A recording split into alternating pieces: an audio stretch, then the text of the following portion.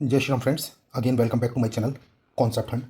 आज के लेक्चर में सर्कुलर मोशन पार्ट 2 में है। हम लोग बात करेंगे कुछ new non uniform circular motion के बारे में, जिसमें कि एक्सीलरेशन की बात करूंगा। तो let us see first important thing is acceleration of a particle in non uniform circular motion. देखिए, अगर कोई पार्टिकल किसी नॉन यूनिफॉर्म सर्कुलर मोशन में है, मतलब उसकी स्पीड कांस्टेंट नहीं है, तो वो पार्टिकल के पास आपकी दोनों कंपोनेंट्स होंगे, मतलब रेडियल और टेंजेंशियल कंपोनेंट दोनों होंगे एक्सीलरेशन के। तो ये एक इंपॉर्टेंट चीज़ है यहाँ पर। तो पहले बात कर लेते हैं रेडियल कंपोनेंट की, which is called A are. तो this component of acceleration is towards the centre. तो this is responsible for change in direction of velocity. ठीक है, इसका फॉर्मूला हो जाएगा A are equal to we square upon R, that is R into omega square. Okay, अब इसको normal component भी बोलते हैं दोस्तों। ठीक, सो फ्रेंड्स, अब बात करते हैं हम टेंजेंशियल कंपोनेंट की।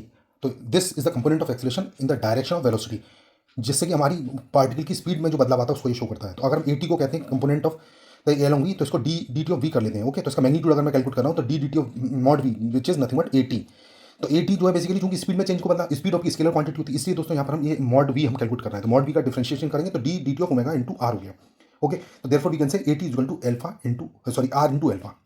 तो ये आपका कंपोनेंट आपका टेंजेंशियल कंपोनेंट हो गया। अब देखते हैं next is the net acceleration. What is net acceleration? तो देखिए, अगर मैंने आपको दो कंपोनेंट बताए, जैसे कि आपको बताया कि मैंने टेंजेंशियल और दूसरा बताया मैंने आपको नॉर्मल कंपोनेंट, मतलब टेंजेंशियल कंपोनेंट और एक रेडियल कंपोनेंट बताया। तो उसमें दोनों का मैं अगर रिजल्टेंट निकालूंगा तो किस तरह से आएगा? तो if you can see this diagram in which circular motion the particle is moving on circular path in anti clockwise direction with increasing speed. तो in that case what is happening, you know that the linear velocity v is equal to omega cross R. Okay, अब यहाँ पर देखिए ये A R उसका जो radial component है और ए टी जो आपका टेंजेंशियल कंपोनेंट है। ये स्पीड में चेंज बता रहा है और ये उसके डायरेक्शन में चेंज बता रहा है। तो इससे क्या होगा? तो net acceleration d D T of v is equal to d omega upon d t into r plus omega d r upon d t. जैसे कि हम जानते हैं, अगर दो प्रोडक्ट का डिफरेंशिएशन करते हैं तो first into differential of second plus second into first of differential of first. इस तरीके से मैंने इसको किया तो net acceleration comes out to be this a t plus A R. तो इस तरह से आप सिंपली इसको प्रूव कर सकते हैं। ओके, तो मैग्नीट्यूड क्या हो जाएगा इसका? Magnitude is under root A R square plus A T square. Very simple. Okay, तो this resultant acceleration makes an angle phi with the radius square. देखिए ये फाई है, नेट जो एक्सेलरेशन है वो फाई उसका रेडियल के साथ कंपोनेंट के साथ जो एंगल बना रहा है उसको फाई बोल रहे हैं। तो टेन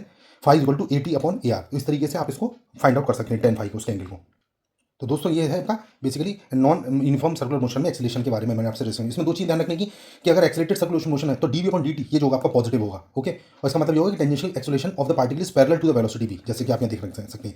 और इसके उल्टा अगर मान ली अगर आपका रिटार्डेड सर्कुलर मोशन है तो उसके इसमें d v upon d t negative होगा, मतलब स्लोप नेगेटिव हो जाएगा। इसका मतलब ये कि tangential acceleration is anti parallel to velocity v. तो ये कुछ बातें थी। अब कुछ एक न्यूमेरिकल इसका आपका एग्जांपल की मैं सॉल्व करता हूं so that this concept will be more clear to you. Question is, a car is traveling along a circular curve that has a radius of 50 meter. If its speed is 16 meter per second and it's increasing uniformly at 8 meter per second square, determine the magnitude of its acceleration at this instant. तो देखिए simple है ये। इसमें हमें क्या करना है? हमें थोड़ा सा इसमें टेंजेंशियल कंपोनेंट देखना पड़ेगा। तो ए टी की वैल्यू दे रखी है यहाँ पर 8। ओके, ये देखिए रेडियस आपको दे रखी है 50 मीटर्स और स्पीड दे रखी है। ओके, तो रेडियल एक्सेलरेशन निकाल लीजिए, ए आर की वैल्यू निकाल लीजिए। तो ए आर निकाल लीजिए, फॉर्मूले से ए निकाल लीजिए, उसका दोनों मैग्नीट्यूड निकाल लीजिए। तो देखिए मैंने टाइम को बचाने के लिए थोड़ा इसको सोल्यूशन करके रखा है so that it's easy to go through this particular solution। तो देखिए रेडियल कंपोनेंट हो गया a are equal to we square upon that is 16 square upon 50 because we is given as 16। ये देखिए इस क्वेश्चन में वी की वैल्यू 16 मीटर पर सेकंड दे रखी है स्पीड। तो इससे मैंने ये कैलकुलेट कर लिया, ये वैल्यूज आपको दी हुई थी। ओके, मैग्नीट्यूड एक्सेलरेशन का निकालेंगे तो A equal to under root A T square plus A R square. इस तरीके से हम इसको सॉल्व कर सकते हैं। तो आपका आंसर आ जाएगा 9.5 मीटर पर सेकंड स्क्वायर। तो दोस्तों ये था क्वेश्चन। ओके, एक न्यूमेरिकल और देखते हैं। A particle moves in a circle of 2 centimetre radius at a speed given by v is equal to 4t where v is in centimetre per second and t is in second. अब देखिए centimetre per second में ये find the tangential component at t is equal to 1 second and find total acceleration t is equal to 1 second. तो इसमें कुछ नहीं करना, again हमें एक तो ए आर निकालना है। ओके, और एक ए टी निकालना है। तो जैसे मैंने आपको बताया ए आर क्या वैल्यू होता है वी स्क्वायर को आर से कर लीजिए और फिर ए टी निकालने के डिफरेंशिएट कर दीजिए। तो मेरे बेसिकली इस इक्वेशन का यूज करना है। तो देखिए किस तरह से होगा, रेडियल एक्सेलरेशन के लिए इसको हम निकालेंगे वी स्क्वायर को R, you are getting this 4t whole square को R because we is equal to given as 4t। तो इससे आपका आंसर आ जाएगा 8t स्क्वायर। अब आपको t is equal to 1 second पे निकालना है, तो इसमें t की वैल्यू 1 रख दी है so that you are getting this answer as 8 centimetre square, 8 centimetre per second square. First component of tangential acceleration निकालने के लिए हम क्या करेंगे, A T equal to D D T of V. तो हमें ये फर्स्ट इक्वेशन को डिफरेंशिएट कर दीजिए। तो d D T of 4t, तो ये आ जाएगा आपका 4 सेंटीमीटर स्क्वायर। तो मतलब ये हो गया, ये कांस्टेंट हो गया दोस्तों, क्योंकि इसमें टी का कंपोनेंट चला गया। तो ए टी इज कांस्टेंट और tangential acceleration t equal to 1 second is 4 centimetre per second square. अब टोटल एक्सेलरेशन निकालने के लिए ये फॉर्मूला जो मैंने आपको समझाया था, तो ये फॉर्मूला हो जाएगा under root A T square plus r square. तो इससे आ जाएगा आपका 4 स्क्वायर प्लस 8 स्क्वायर का स्क्वायर रूट 80, इसका स्क्वायर रूट होगा। तो this comes out to around 4 under root 5 centimetre per second square. तो ये था दोस्तों ये क्वेश्चन का सोल्यूशन। अब नेक्स्ट क्वेश्चन लिख लेते हैं। एक और क्वेश्चन है, इंपॉर्टेंट क्वेश्चन है। A cyclist is riding with a speed of 18 km per hour as he approaches a circular turn on the road of radius 25 into root 2 meter. He applies brakes and reduces his speed at the constant rate of 0.5 meter per second. Determine the magnitude and direction of the net acceleration of the cyclist on the circular turn. अभी देखिए पिछले दो सवालों में मैंने आपको net acceleration निकालना सिखाया, तो इस तरह से यहाँ पर भी हम कैलकुलेट कर सकते हैं। तो यहाँ पर देखिए डायग्राम बना हुआ है छोटा सा, ये सर्कुलर पाथ है। यहाँ पर ये आपका AC है और ये आपका AT है। ओके, तो दो कंपोनेंट है आपके। ओके, ये सेंटीमीटर वाला है और ये आपका टेंजेंशियल है, ठीक है, जिसको आप रेडियल कंपोनेंट भी बोलते हैं। तो ए नेट निकाल लेंगे इस तरीके से, ये दोनों चीज़ मैंने आपको समझाई। तो यहाँ पर हम ए सी निकालेंगे पहले। तो ए सी की वैल्यू क्या होती है, जैसे मैंने आपको बताया था वी स्क्वायर फॉर्म, उसकी मदद से निकालेंगे। उसके बाद टेंजेंशियल कंपोनेंट निकालेंगे d v upon d t से। तो let us see how to solve. देखिए ये मैंने वी की वैल्यू दे रखी है, वी की वैल्यू कितनी है, किलोमीटर पर आवर, तो 100 मीटर पर सेकंड में चेंज करिए। सेंटीमीटर एक्सेलेरेशन निकालने के लिए A C is equal to we square upon are करेंगे। देखिए सिंपल तरीके से मैंने सिंपलेस्ट वे में स्लाइड में आपको मैंने पुटअप किया मैटर को। तो ए सी आप कैलकुलेट करिए, 1/√2 आ जाएगा। अब टेंजेंशियल एक्सेलेरेशन निकालने के लिए आपका फॉर्मूला होता है d v upon d t, तो इसको डिफरेंशिएट कर दीजिए। ओके, तो आपका आ जाएगा 1/2 metre per second square. Okay, तो ये आपका आंसर आ गया। तो वी की वैल्यू यहाँ पर क्या दे रखी है, यहाँ पर वी देखा, ये देखिए आपको दे रखा है वी 85 मीटर पर सेकंड है। तो अगर आप इसको डिफरेंशिएट करेंगे तो ए टी जो आपका आएगा d v upon d t आएगा, that is 1/2 metre per second square. तो ये आपका आंसर हो गया। ओके, अब एंगल आपको निकालना है, तो नेट एक्सेलेरेशन निकालने के लिए पहले तो आप ए नेट निकाल लिए, मतलब √8t² plus AC square, so that you are getting this answer as √3/2 which is 0.86 metre per second square. तो दोस्तों ये आपका एंगल निकालने का तरीका, एंगल हो जाएगा theta is equal to tan inverse, हम जो फॉर्मूला लगाते हैं AC upon AT, AC upon AT से आप करते हैं, ठीक है। तो AC और AT दोनों की वैल्यूज मुझे पता है, उससे मैं निकाल लूँगा इसका 1/√2 अपन 1/2 करूँगा, तो ये आ जाएगा √2। तो ये आपका आंसर आएगा इसमें theta is equal to tan inverse √2। तो उम्मीद करता हूँ दोस्तों आपको ये क्वेश्चन क्लियर हुआ होगा। अब नेक्स्ट टॉपिक है दोस्तों हमारा डायनेमिक्स ऑफ सर्कुलर मोशन। देखिए इसमें सेंटीमीटर फोर्स के बारे में बात की जाती है। तो सेंटीमीटर फोर्स भी एक इंपॉर्टेंट फोर्स होता है। तो ये इसमें सिंपल मैंने 3 लाइंस में इसकी डेफिनेशन लिखी है दोस्तों। सिंपल देखिए, इसको समझिए। When a body moves along a circular path with uniform speed, its direction changes continuously, that is velocity keeps on changing on account of the change in the direction. क्योंकि velocity आपकी vector quantity है, तो direction change होगा, velocity change होगी, ठीक है। तो ये आपका बेसिक एक इसको समझने का फर्स्ट स्टेप है। यहाँ पर एक सर्कुलर पाथ दिखाया है, इसमें ये आपका रेडियस है, ये फोर्स अंदर की तरफ है, सेंटर क्यों लगता है, इसलिए इसको सेंट्रीपिटल फोर्स बोलते हैं। ओके, ये एंटी क्लॉकवाइज डायरेक्शन में बॉडी मूव कर रही है, उसका मास m है। Okay, right. So important thing is that according to Newton's law, first law, एक तो Newton's first law, a change in the direction motion of the body can take place only if some external force acts on the body, as we already know. Okay, तो thus a particle performing circular motion is acted upon by a force directed along the radius, जैसे कि आप यहाँ देख रहे हैं, towards the center of the circle. तो this force is called centripetal force, जैसे मैंने आपको भी समझाया। ओके, तो ये मैंने आप देखिए दोनों पॉइंट मेंशन किए हैं न्यूटन्स फर्स्ट लॉ के हिसाब से, जो है जब तक चेंज नहीं हो, जब तक कि कोई एक्सटर्नल फोर्स काम नहीं करता, पहली चीज। दूसरा, particle performing circular motion is acted upon by force directed along the radius towards the centre of circle. ये आपका सेंटीमीटर फोर्स है दोस्तों। तो ये दो इंपॉर्टेंट पॉइंट्स हैं। अब देखते हैं इसका न्यूमेरिकल एनालिसिस किस तरीके से करेंगे। तो अगर मैंने मान लिया m, if m is the mass of the particle performing circular motion, जैसे कि आप ये डायग्राम में देख रहे हैं, ठीक है। Then magnitude of centripetal force कैसे निकालेंगे आप, सेंटीमीटर फोर्स निकालेंगे मास इंटू सेंटीमीटर एक्सेलरेशन, तो that is F is equal to m into v square upon r. हमने भी पढ़ा है पिछले अभी टॉपिक में, v square upon r, centripetal जो आपका AC का वैल्यू होता है v square upon r square. Okay, अभी हम देख के आ रहे हैं, तो इस तरह से हम ये वैल्यूज पुट करेंगे और v equal to R omega रख दिए, क्योंकि लीनियर वेलोसिटी और एंगुलर वेलोसिटी में रिलेशन है। तो आपके पास फाइनल आंसर आ जाएगा F equal to m r into omega square, और you can say m v into omega. तो ये आपका एक इंपॉर्टेंट ये कंक्लूजन आता है इससे, ठीक है। अब इसको आगे फर्दर प्रोसीड करें तो ओमेगा की वैल्यू 2π/2 रखता हूँ मैं, या फिर ओमेगा इक्वल टू 2πn रखता हूँ। Okay, because this is number of cycles पर सेकंड, ये टाइम पीरियड है, तो एक दूसरे का रेसिप्रोकल है। तो हम यहाँ पर लिख सकते हैं F equal to 2πm into v into n। देखिए यहाँ पर इस वाले फॉर्मूले में ओमेगा की जगह 2π इंटू n रख दिया, तो इस तरह से फॉर्मूला दिखाई देगा। तो F की वैल्यू हो जाएगी 2πmv अपॉन t। ओके, अब इसको वेक्टर फॉर्म में लिखना जरूरी होता है दोस्तों। तो वेक्टर फॉर्म से, क्योंकि force is a vector quantity, so we can write this in vector form, that is minus mv square upon r in r cap. तो आर कैप क्या है, unit vector in the direction of this radius vector. तो ये अंदर की तरफ है, इसलिए इसको माइनस हमने इसको लिखा हुआ है। ओके, तो this also becomes minus m omega square into r vector. तो ये आपका सेंटीमीटर फोर्स है। उम्मीद है दोस्तों आपको ये पॉइंट आपको क्लियर हुआ होगा, राइट। अब दोस्तों कुछ सिचुएशन है डेली लाइफ में यूज होती है कि centimetre force in different situation कैसे हम फाइंड आउट करते हैं। जैसे कोई सिचुएशन दी हुई है दोस्तों, जल्दी से मैं आपको वर्कआउट करता हूँ उसको। जैसे particle tied to string and whirled in a horizontal circle, ठीक है। एक पत्थर बांधी रस्सी से, उसको यूं हाथ से घुमाइए, तो वो टेंशन इन द स्ट्रिंग जो होता है वही आपका सेंटीमीटर फोर्स होता है। दूसरा पॉइंट हो सकता है आपका vehicle taking a turn on a level road, ठीक है। तो उसमें frictional force exerted by the road on the tyre, ये आपका सेंटीमीटर फोर्स होता है। थर्ड कैसे हो सकता है, vehicle on a speed breaker, तो उसमें क्या होगा, weight of the body on a component of the weight. Okay, then revolution of earth around the sun, ठीक है। तो gravitational force exerted by the sun acts as a centimetre force. Then electron revolving around the nucleus in an atom is an example where the Coulomb attraction exerted by the protons on the electrons. तो ये आपका centripetal force हो गया। Last one is a charge particle describing a circular path in a magnetic field. तो इसमें क्या होता है, magnetic force exerted by the magnetic field acts as a centimetre force. तो ये कुछ एग्जांपल से सिचुएशन थी जहाँ पर सेंटीमीटर फोर्स किस तरह से वर्कआउट किया जाता है। अब यहाँ पर कुछ और पॉइंट्स हैं दोस्तों सेंटीमीटर फोर्स के बारे में, बहुत इंपॉर्टेंट पॉइंट्स हैं, और रादर आप कहें कि सर्कुलर मोशन के बारे में है। तो पहला पॉइंट सबसे पॉइंट है कि in a new non uniform circular motion the particle simultaneously possesses two forces. Number 1 centimetre force और एक टेंजेंशियल फोर्स होता है, जैसे मैंने आपको बताया। अब उसकी समरी है कि F equal to m into AC, ये सेंटीमीटर एक्सेलेरेशन है। तो this is nothing but mr omega square. तो ये मैंने इसको जस्ट सॉर्ट आउट समरी दी है। टेंजेंशियल फोर्स मैंने आपको बताया था Ft equal to m into a t which is tangential acceleration. तो नेट फोर्स हो जाएगा F नॉट इक्वल टू, और sorry F net force is equal to m into a which is m into under AC square plus AT square, ठीक है। तो हमने net acceleration तो यहाँ कैलकुलेट किया ही था पिछले कुछ क्वेश्चन में। तो अब उसमें अगर मास से मल्टीप्लाई कर देंगे तो आपका नेट फोर्स आ जाएगा इस तरीके से। ये फर्स्ट पॉइंट क्लियर हुआ। अब सेकंड पॉइंट देखिए, a tangential velocity and radial acceleration, इसको हम फोर्स भी कहते हैं, a must for uniform circular motion. अगर ये फोर्स एब्सेंट होगा, रेडियल एक्सेलेरेशन अगर नहीं हो, तो उसके यूनिफॉर्म सर्कुलर मोशन होगा वो पॉसिबल नहीं होगा, ठीक है। तो एनीवेज ये था सेकंड पॉइंट। ओके, अब देख लेते हैं next point, total work done. Total work done क्या होता है, W अगर आप कैलकुलेट करेंगे तो Ft इंटू एस होगा, मतलब tangential component into the distance. तो Ft into S into cos zero, okay, which is Ft into S, क्योंकि S is the distance travel by the particle, तो इस केस में क्या होगा, वहाँ पर जीरो हो जाएगा। ठीक, तो ये आपका एक इंपॉर्टेंट पॉइंट है। तो if you can say if a moving particle comes to stand still, मतलब एकदम रुक जाता है, then the particle will move along the radius towards the centre and if the radial acceleration a r is zero, मतलब इस case की बात कर रहा हूँ। Okay, then the body will fly off along the tangent, so a tangential velocity and a radial acceleration is a must for the uniform circular motion। तो ये important की थर्ड पार्ट मैंने आपको बताई दिया। ठीक है, तब वर्क डन हमने कैसे करते हैं, कैलकुलेट करते हैं, तो वर्क डन हमने निकाल लिया। तो वर्क डन होगा जो चेंज इन काइनेटिक एनर्जी के बराबर होता है, तो आप कह सकते हैं उसमें डेल्टा के इज इक्वल टू जीरो होगा उस केस में, राइट, और डेल्टा डब्ल्यू भी जीरो हो जाएगा। तो आप कह सकते हैं finally kinetic energy remains constant. तो पावर जो होती है बेसिकली उस केस में क्या होगी, पावर अगर आप कैलकुलेट करेंगे, देखिए यहाँ पर पावर आप कैलकुलेट करेंगे तो work done upon time that is 0.3 mean zero, और you can say power is equal to F C into V. ठीक है, ये हमने लास्ट चैप्टर्स में भी सीखा था, power is force into velocity, तो this is F C into V into cos 90 degree which is zero. तो आप ये कह सकते हैं तो total power comes out to be zero in this case. Okay, तो work done by the centripetal force is always zero as it is perpendicular to velocity and displacement. तो ये एक इंपॉर्टेंट पार्ट था। ठीक है, अब फोर्थ पार्ट क्या है दोस्तों, टोटल वर्क डन मैंने आपको बता दिया। ठीक, तो इस तरीके से हम कैलकुलेट कर सकते हैं पावर की वैल्यू। ठीक, अब देखते हैं दोस्तों एक क्वेश्चन इसको इलस्ट्रेट करने के लिए। A ball of mass 0.5 kg attached to the ends of a string of length 1.96 meter is rotating in a horizontal circle. The string will break if tension is more than 25 Newton. What is the maximum velocity with which the ball can rotate it? अब देखिए इसमें क्या करना है, इसमें आपको centimetre force निकालना होगा। सबसे पहले सेंटीमीटर फोर्स निकालेंगे, तो सेंटीमीटर फोर्स निकालने के लिए m we square upon are करेंगे। ओके, तो सेंटीमीटर फोर्स से आ जाता है। तो इस तरीके से तो इन हमारी सिचुएशन में क्या है, हम देख लेते हैं थोड़ा सा। सेंटीमीटर फोर्स हमने निकाल लिया है, तो स्ट्रिंग विल ब्रेक कब, जब एफ की वैल्यू टी मतलब टेंशन से बड़ी हो जाएगी, 25 न्यूटन से ज़्यादा हो जाएगा अगर वो सेंटीमीटर फोर्स, तो वो रस्सी टूट जाएगी। ओके, तो इस केस में f जो है ग्रेटर देन 25। अब हम यहाँ कैलकुलेट कर लें, hence the string will not break if f is equal to t which is less than equal to 25। तो हम इसमें कैलकुलेट कर लें, m we square upon r की वैल्यू लेस देन 25 कर दें, क्योंकि मैं कंडीशन दे रखी है। देखिए, what is the maximum velocity with which the ball can be rotated, तो जिससे रस्सी टूटे ना, तो उस केस में क्या करेंगे, वी स्क्वायर की वैल्यू निकाल लीजिए और या फिर वी की वैल्यू निकाल लीजिए। यहाँ से वैल्यूज पुट कर दीजिए, क्योंकि यहाँ पर आपकी सारी वैल्यू दे रखी है। यहाँ पर देखिए ऑल वैल्यूज आर गिवन, यहाँ पर मास दे रखा है आपको, लेंथ दे रखी है। ठीक है, वेलोसिटी कैलकुलेट करनी है आपको, फोर्स दे रखा है। ठीक, तो आपको यहाँ पर क्या करना है, ये वैल्यूज निकालनी है। तो एम और आर की वैल्यू रखी, वी की वैल्यू आ जाएगी लेस देन इक्वल टू 40। तो maximum velocity of the ball that is we max equal to 40 metre per second, मतलब इससे ज़्यादा वेलोसिटी करने पर रस्सी टूट जाएगी, उसका टेंशन जो 25 न्यूटन से बढ़ जाएगा, तो so that this will break. Okay, now next question देखते हैं। Next question is a spaceman is training is rotated in a seat at the end of the horizontal arm of the length 5 meter.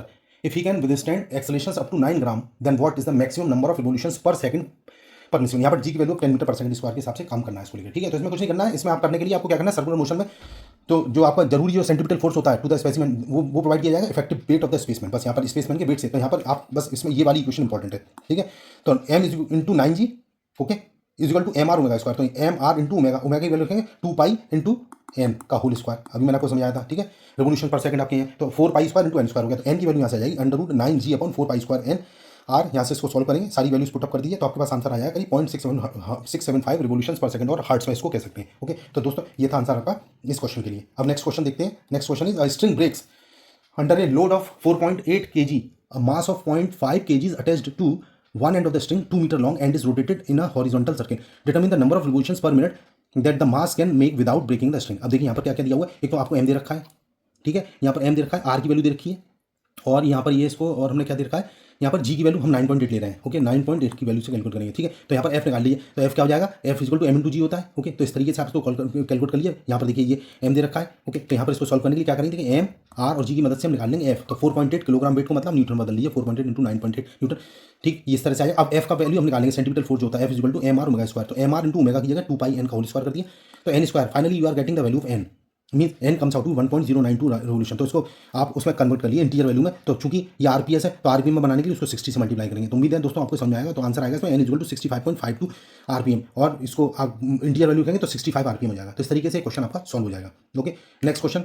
अब करने से पहले हम थोड़ा centrifugal force के बारे में समझ लेते हैं ना। अभी तक हमने देखा था सेंट्रीपिटल फोर्स, अब हम बात कर रहे हैं सेंट्रीफ्यूगल फोर्स। तो centrifugal force can be defined as a radially directed outward force acting on a body in circular motion. मतलब ये जस्ट उसका अपोजिट होता है। जो सेंट्रीपिटल फोर्स होता है वो रेडियली इनवर्ड होता है, but in this case centrifugal force is just radially outward. दोनों एक दूसरे के इक्वल और अपोजिट होते हैं। तो यहाँ पर एक चीज याद आती है। अब सेंट्रीफ्यूगल फोर्स निकालने के लिए वही आप करते हैं, मास इंटू सेंट्रीफ्यूगल एक्सेलरेशन निकालते हैं। तो देखें इसको किस तरह से करेंगे, ये फॉर्मूला आ जाएगा m we square this is m are omega square. Again the formula is almost same. Okay, बस डिफरेंस केवल इसका डायरेक्शन का है। तो m equal to f equal to M v into omega हो जाएगा। ओके, तो इसको अगर वेक्टर के फॉर्म में लिखेंगे तो यहाँ पर जो है m we square into r cap. यहाँ पर आप ध्यान कीजिए सेंटीमीटर केस में यहाँ माइनस लगा हुआ था, तो दोस्तों यहाँ पर जो है ये साइन पॉजिटिव हो जाएगा क्योंकि रेडियली आउटवर्ड है। तो r is the unit vector along, इस तरीके से हम इसको सॉल्व कर सकते हैं। अब इसमें दो चीज़ ध्यान रखें कि जो आर जो वेक्टर है, आर जो आर कैप वेक्टर है basically this is the unit vector along radius r. दो केस हो सकते हैं। अगर इनर्शियल फ्रेम है उस केस में, तो उस केस में centrifugal force does not act on the object. Okay, अगर नॉन इनर्शियल फ्रेम है दोस्तों, तो उसमें pseudo forces arise in the form of the centrifugal forces. तो ये दो इंपॉर्टेंट चीजें थी, ठीक है। तो आपको ये वेक्टर आर के हिसाब से देख के काम करना है, आर कैप का, ठीक है। इनर्शियल फ्रेम या नॉन इनर्शियल फ्रेम के हिसाब से आपको इसको वर्कआउट करना पड़ेगा। ओके, तो दोस्तों ये था आपका सेंट्रीफ्यूगल फोर्स।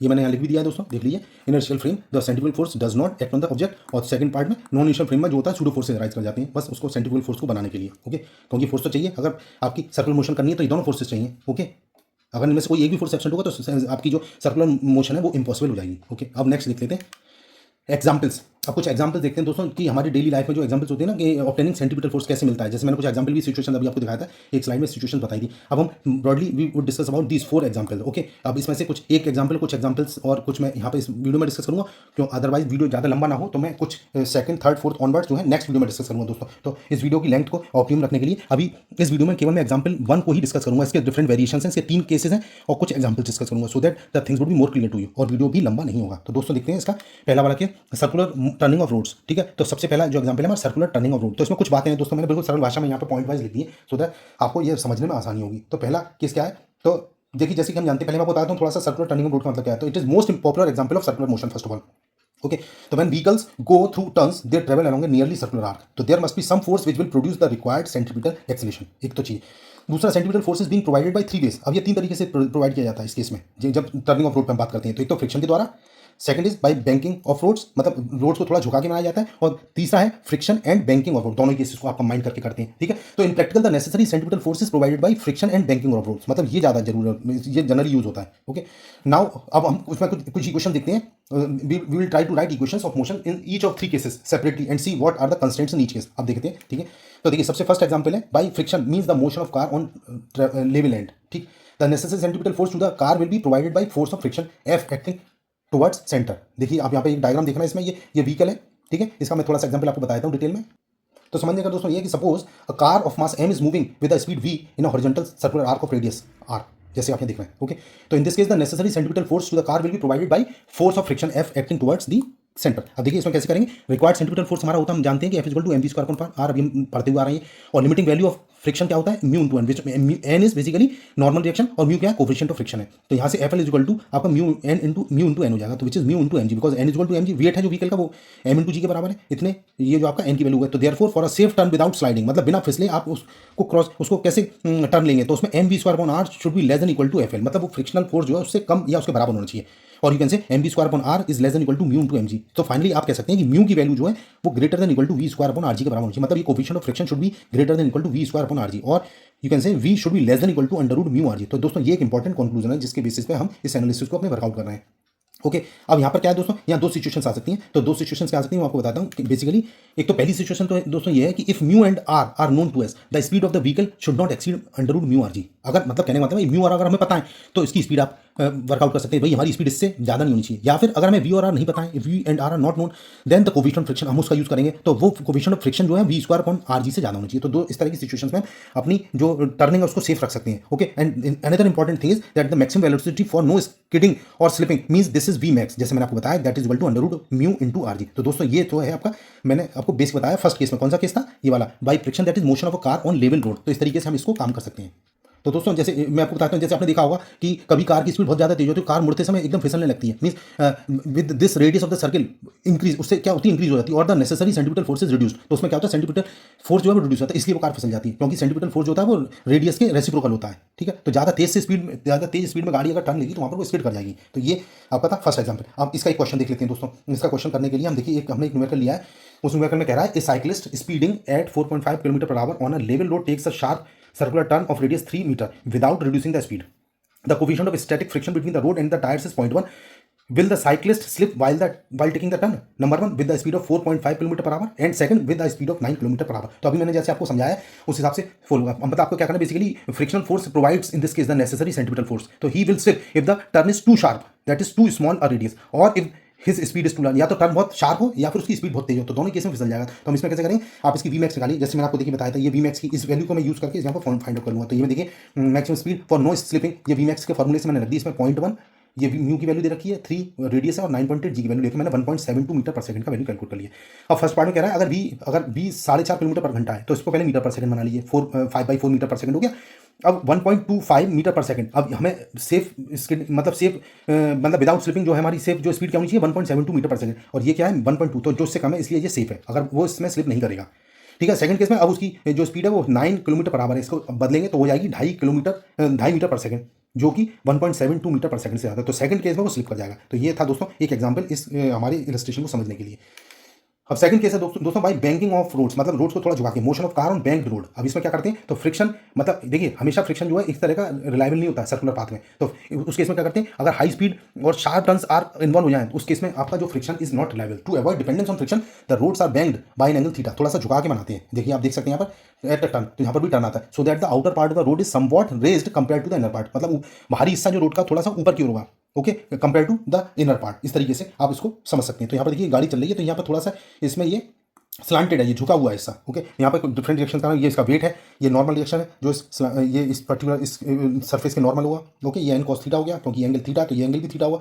ठीक है दोस्तों, ये सारी चीज़ें मैं आपको लॉज ऑफ मोशन में करा चुका हूँ, तो अब इन चीज़ों को हम यहाँ यूज़ कर रहे हैं, तो यहाँ पर इसको करना यूज़ कैसे वो देख लेते हैं। ठीक है, तो यहाँ पर हम न्यूटन सेकंड लॉ लगा देते हैं। देखिए न्यूटन शॉर्ट लॉ लगा लेंगे along the radius and the first law, यहाँ पर दोनों लॉज आ रहे हैं। First law in the vertical direction for the motion of a car on the banked road having mass m। तो देखिए बहुत सरल भाषा में आपको समझाने की कोशिश कर रहा हूँ दोस्तों, ये जो है तो इसमें हमें इक्वेशन आ जाएगी, यहाँ पर दो इक्वेशन आएंगे, एक तो न्यूटन सेकंड लॉ से आएगी वो रेडियस में लगाएंगे, और जो फर्स्ट लॉ लगाएंगे वर्टिकल डायरेक्शन में लगाएंगे। तो यहाँ पे दो इक्वेशन आई एन साइन थीटा, यहाँ से देख सकते हैं दोस्तों, देखिए यहाँ पर मैं दिखाता हूँ एन साइन थीटा, ये एन साइन थीटा वाला, तो हम इसको क्या कर रहे हैं, N sine theta equal to M we square बना, basically this is centimetre force, और N cos theta equal to M G, ये N cos theta equal to M G हो गया, ओके।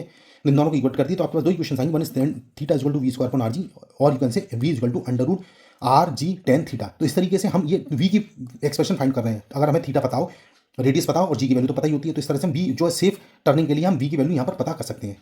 तो दोस्तों इस तरीके से हम इसकी वी की वैल्यू को एक एग्जांपल के थ्रू समझ सकते हैं किस तरीके से हम इसको फाइंड आउट करते हैं। तो देखिए अब हम एक एग्जांपल करते हैं। इस क्वेश्चन में लिखा हुआ a turn of radius 600 metre is banked for a while for a vehicle of mass 200 kg going with a speed of 180 kilometre per hour, determine the banking angle of the path. आपको formula पता है यहाँ पे, एक तो इसको 180 kilometre per our को आप बदल लीजिए, ये आ जाएगा आपका 5/18 से गुणा करेंगे तो ये 50 मीटर पर सेकंड हो जाएगा, 50 मीटर पर सेकंड हो गया, और रेडियस इसकी 600 मीटर दे रखी है। ठीक है, तो टेन थीटा की वैल्यू आप निकाल लीजिए। तो टेन थीटा मैंने इसको सोल्यूशन कर रखा है, आपको दिखा देता हूँ, थोड़ा सा आपको क्लियर एकदम समझ में आएगा। ठीक है, tan theta equal to we square per r जी से मैंने निकाल लिया, वी की वैल्यू मैंने बताई को 50 मीटर पर सेकंड, आर की वैल्यू 600 है और जी आपने 10 ले रखा है, तो tan theta comes out to be 0.4167। तो बैंकिंग एंगल जो होगा थीटा होगा 10 इनवर्स 0.4167, मतलब थीटा आएगा करीब 22.62 डिग्री। इस तरीके से आप इस क्वेश्चन का सोल्यूशन फाइंड आउट कर सकते हैं। नेक्स्ट क्वेश्चन एक और देख लेते हैं। यहाँ देखिए a train has to describe curve of radius 2000 metre by how much should the outer rail be raised with respect to inner rail for a speed of 72 kilometre per hour. The distance between the rails is 1 metre, मतलब पटरियों के बीच की दूरी बता रहा है वो 1 metre है, और जी की वैल्यू इतनी नहीं, और 72 किलोमीटर पर आवर को आप मीटर पर सेकंड में बनाएंगे तो 5/18 से मल्टीप्लाई करेंगे तो 18 चौक 72 मतलब 20 हो गया, 20 मीटर पर सेकंड हो गया। ठीक है, इस तरीके से हम इसको एल की वैल्यू 1 मीटर रखें तो हम इसमें वही टेन थीटा फिर से निकाल लेंगे। तो दोस्तों मैंने देखिए यहाँ कर रखा है, ये डायग्राम बना दिया, ये थीटा की वैल्यू निकालनी है, ये एल है और ये एच है, ये हाइट है ये लेंथ है, तो हम यहाँ पर टेन थीटा निकालेंगे V square upon R G से दोस्तों। तो tan theta V square upon are G होता है, यहाँ पर टेन थीटा की वैल्यू एच अपॉन एल के बराबर भी है, तो हमें बेसिकली यहाँ पर V square upon are G को एच अपॉन एल के बराबर रखने हैं। तो जैसे ही हम रखेंगे तो एच की एक्सप्रेशन आ जाएगी अपने पास V square into L upon are G, so that you can calculate the height. वही क्वेश्चन पूछा है, क्वेश्चन क्या पूछा है, that by how much should the outer rail be raised, ठीक है, with respect to inner rail. तो ये ऊपर है, ये अगर ये पटरी यहाँ है तो बाहर वाली पटरी थोड़ी ऊंचाई पर रखनी पड़ेगी, बैंकिंग करनी पड़ेगी ना मैं, तो एच की वैल्यू आ जाएगी यहाँ पर, यहाँ वैल्यू जल्द दीजिए सारी, तो आपकी वैल्यू आ जाएगी एच इक्वल टू 2 सेंटीमीटर। तो हल्का सा मतलब दोनों पटरियों के बीच जो थोड़ा मतलब थोड़ा ऊंच नीच रखनी पड़ेगी, करीब 2 सेंटीमीटर का उसमें स्लोप रखना पड़ेगा, तब आपको ये चीज़ मतलब हमारा जो कंडीशन है वो आपकी यहाँ पर मीट आउट होगी। ओके, तो इस तरीके से हम इस क्वेश्चन को सॉल्व कर सकते हैं दोस्तों। तो उम्मीद है दोस्तों आपको ये एग्जाम्पल भी अच्छे से समझ आया। दोस्तों कोशिश मेरी यही है कि so that the things are easier for you to understand. Okay, और आप देखिए आप मतलब मैक्सिमम चीज़ों को मैंने मिनिमम टाइम में समझाने की कोशिश करी। मेरे सारे वीडियोस आपको 25 मतलब विदिन 30 मिनट्स, आपको आधे घंटे के अंदर ही सारे वीडियो मिल जाएंगे। और आपके इन वीडियोस में जो मटेरियल होता है दोस्तों वो करीब करीब 2-2 घंटे वाले जो मटेरियल आप वीडियो यूट्यूब पे देखते हैं उनसे भी बेटर आपको यहाँ पर चीज़ें मिलेंगी। तो बस आपको ये देखना है कि आपको कम समय में ज़्यादा क्वालिटी के साथ कवर करना है। ओके, तो सो नेक्स्ट एक एग्जाम्पल करने से पहले हम इसका थर्ड केस और देख लेते हैं, मतलब यहाँ पर फ्रिक्शन एंड बैंकिंग दोनों हम यहाँ पर लेके चलते हैं। ठीक है, क्योंकि जैसे मैंने आपको बताया कि यहाँ पर 3 केसेस होते हैं जब हम टर्न करते हैं टर्निंग पे, तो ये थर्ड एग्जाम्पल है by friction and banking of roads. Okay, तो यहाँ पर क्या है basically, if on a bent circular turning there is a friction force between car and road, then the vector sum of the normal reaction force means N ये and the friction force F ये वाला। ठीक है, इनके बीच में हम थोड़ा interaction देखते हैं। ओके, तो ये दोनों चीज़ यहाँ पर प्रोवाइड करनी पड़ेगी। आप यहाँ पर एग्जाम्पल में देख सकते हैं, यहाँ पर मैंने ये बना रखा है, डायग्राम बना रखा है, उसके साइड में ये इनका नॉर्मल जो रिएक्शन है और ये फ्रिक्शन फोर्स है। ठीक है, तो इन दोनों का इंटरेक्शन किस तरीके से होता है यहाँ पर आप अच्छे से देख सकते हैं। तो इसको हम थोड़ा सा इक्वेशंस के नज़र से और समझ लेते हैं। तो यहाँ पर क्या होगा देखिए, इस तरीके से हम सॉल्व करेंगे। मतलब एक बार ये डायग्राम मैं आपको दिखा देता हूँ। यहाँ पर ये जो थीटा है नॉर्मल रिएक्शन का, ये स्लांटेड उस पर है और ये एंगल थीटा, तो ये एन कॉस थीटा हो गया, this is an sine theta. Similarly this is F cos theta. Okay, if F is along the slanted surface, ठीक है, इंक्लाइंड सरफेस जो है, तो उस केस में बस मुझे इक्वेशन लिखनी है, तो N sine theta plus F cos theta equal to M we square बना। तो यहाँ से देखिए N sine theta plus F cos theta, ये दोनों एक डायरेक्शन में, और ये किसको बैलेंस कर रहे हैं, हमारे जो सेंटीपिटल फोर्स है, तो ये हो गया आपका एम वी स्क्वायर बना, ये इसको बैलेंस करना है, तो दोनों को इक्वेट कर दिया। तो एन कॉस थीटा एक तो इक्वेशन है, दूसरा जो है वर्टिकल है, एन कॉस थीटा जो है, एन कॉस थीटा इस तरीके से आ रहा है, तो N cos theta F sine theta को बैलेंस कर रहा है, प्लस एम जी, यहाँ देखिए ये M G plus F sine theta balances N cos theta, तो सेकंड इक्वेशन आ जाएगी। तो दोस्तों ये दो इक्वेशन है। अब तीसरी इक्वेशन जो होती है, जो आपका फ्रिक्शन फोर्स होता है, जो आपके फ्रिक्शन कोफिशिएंट के टर्म्स में, नॉर्मल रिएक्शन के टर्म्स में होता है, तो आप उससे F equal to mu S into M. तो मतलब कहने का मतलब ये कि अब इन तीनों की मदद से अगर एन की इक्वेशन निकालते हैं दोस्तों, तो हमें ये इक्वेशन आ जाती है। ये इक्वेशन हमें याद रखनी चाहिए, क्योंकि नीट के एग्जाम्स में ये डायरेक्ट अप्लाई होती है। इन तीनों की मदद से मैं इक्वेशन निकालूंगा, तो N capital N comes out to M G upon cos theta minus mu S into sine theta, ये इसके बराबर होगा इक्वेशन। तो दोस्तों एक बार आपको फिर से बता देता हूँ, इसमें बेसिक क्या है, यहाँ पर जो ये मैंने रिएक्शंस को सारे इक्वेशन, नॉर्मल रिएक्शन का एक इक्वेशन बनाया और एक मैंने आपका टेंजेंशियल इक्वेशन बनाई है। अब मैंने क्या किया है उसमें, ये इन तीनों इक्वेशन को लिखा, तो म्यू एस क्या है हमारा, कोफिशिएंट ऑफ स्टैटिक फ्रिक्शन है। अब मैंने इन तीनों की मदद से एन की इक्वेशन फाइंड आउट की है, जो कि एक इंपॉर्टेंट इक्वेशन है। अब इसमें मैंने वी मैक्स की फॉर्मूला और निकालना है, तो वी मैक्स अगर निकालना है, तो वी मैक्स निकालने के लिए आप देखिए, ये एन की जो वैल्यू मैंने निकाली है, ये जो एन की इक्वेशन निकाली है, उसको इक्वेशन 1 में पुट कर दीजिए, ठीक है, ये वाली वैल्यू यहाँ पर पुट कर दीजिए, तो आपकी वी का फॉर्मूला आएगा, वो क्या होगा, वी मैक्स, मतलब जो मैंने आपको बताई थी सेफ टर्निंग के लिए जो मैक्सिमम वेलोसिटी कितनी होनी चाहिए, वो आ जाएगा यहाँ पर। तो फिलहाल ये वैल्यू आएगी आपकी V max is equal to R G sine theta plus mu S into cos theta bracket, okay, divided by cos theta minus mu S sine theta under root, ये स्क्वायर रूट हो जाएगा। Okay, तो V max का value आ गया। इस तरीके से आप लिख सकते हैं R G mu S plus tan theta upon 1 minus mu S tan theta. अगर यहाँ पर ये साइन कॉस थीटा को कॉमन ले लिया डिनोमिनेटर से, तो इस तरह की इक्वेशन दिखेगी। तो ये if the vehicle is moving downward on incline road, ठीक है, इस तरीके से ये आपकी इक्वेशन सॉल्व हो जाएगी। ओके, तो दोस्तों ये वाला इक्वेशन कब होगा, जब व्हीकल अपवर्ड चल रहा हो, मतलब if the vehicle is moving upward on inclined road, then we can find the maximum speed for no skidding from the expression like this. अब अगर व्हीकल डाउनवर्ड मूवमेंट कर रहा हो, अगर व्हीकल डाउनवर्ड तो उसकी स्पीड को हमें थोड़ा थामना पड़ेगा। Means if the vehicle is moving downward on inclined road, then minimum velocity for no skidding is equal to this, तो V minimum is equal to R G tan theta minus mu S one plus mu S into tan theta. तो दोस्तों ध्यान रखना, अगर ऊपर चला जाए तो ये स्पीड मैक्सिमम स्पीड कहलाती है, और अगर नीचे उतरा तो ये स्पीड मिनिमम स्पीड हो जाती है, थोड़ा एक्सप्रेशन में चेंज आ जाता है दोस्तों, ठीक है। तो दोनों केस में आप फॉर्मूले देख लीजिए अच्छे से, और यहाँ पर दो चीजें जो इंपॉर्टेंट है नोट करने के लिए, एक तो पहला कि फॉर नो स्लिपिंग और skidding we have V minimum, और मतलब जो वेलोसिटी होनी चाहिए मिनिमम और मैक्सिमम के बीच में होनी चाहिए, मतलब उस रेंज में होनी चाहिए। तो this speed is greater than the maximum possible speed of a car on level road, जो हम फॉर्मूला निकालते हैं, V equal to under root mu G R. अभी मैंने आपको क्वेश्चन करा। Second important thing is if mu is equal to, अगर coefficient of friction 0 हो जाए, तो वहां पर जो आपकी जो वेलोसिटी होगी वो जी आर टेन थीटा हाफ हो जाएगी। ये देखिए यहाँ पर इस वाले फॉर्मूले में ये म्यू को 0 कर देंगे, तो वहाँ पर ये फॉर्मूला इस तरह से दिखेगा आपको, G R into tan theta under root. तो this speed is known as optimum speed, ये आपकी ऑप्टिमम स्पीड कहलाती है कब, जब वहाँ पर कोफिशिएंट ऑफ फ्रिक्शन वहाँ पर 0 हो गया है। तो दोस्तों ये था कुछ आपका डिटेल डिस्कशन इन तीनों कंडीशंस के बारे में। अब एक न्यूमेरिकल एग्जाम्पल देख लेते हैं इसका। देखिए अब ये क्वेश्चन क्या दिया है, a circular race track of radius 300 metre is banked at an angle of 15 degree. If the coefficient of friction between the wheels of a race car and the road is 0.2, then what will be the maximum permissible speed to avoid slipping. यहाँ पर 10-15 उसने दे रखा है 0.26, तो इसमें कुछ नहीं करना है, हमें वी मैक्स निकाल लेना है, ठीक है, जैसे मैंने फॉर्मूला बताया। और वी मैक्स जैसे ही क्वेश्चन में आपको बताइए वी मैक्स का फॉर्मूला क्या होगा, ये वी मैक्स का फॉर्मूला है दोस्तों, भी मैं आपको बता चुका हूँ। ये सारी चीजें मेरी गिवन है, देखिए एक मैंने रेड बॉक्स में बंद कर दी है, आर की वैल्यू दे रखी है, थीटा दे रखा है, जी और mu S, all these values are given. तो putting all these value in this expression, ठीक है, तो you are directly getting the V max. तो वी मैक्स का सिंपल एक्सप्रेशन में आप पुट करेंगे तो वी मैक्स की वैल्यू आ जाएगी आपकी 37.8 मीटर पर सेकंड। तो इस तरीके से हम इस क्वेश्चन को सॉल्व कर सकते हैं। तो दोस्तों उम्मीद करता हूँ ये वीडियो आपको अच्छा लगा होगा, और इसका फीडबैक में कमेंट दीजिए, आप बताइए मुझे, कोई इसमें कमी हो तो मैं इसको सुधार करूँगा। और अगले वीडियो में आपसे जल्द मिलता हूँ। इसके वीवाईक्यूज आपको करा दूंगा, एक दो टॉपिक और हैं, जैसे 3 मैंने आपको केस और बताने हैं, प्लस वीवाईक्यू करा के इस चैप्टर को मैं वाइंड अप कर दूँगा नेक्स्ट चैप्टर में। तब तक आप लोगों का बहुत बहुत शुक्रिया, आपका दिन शुभ हो, जय श्री राम।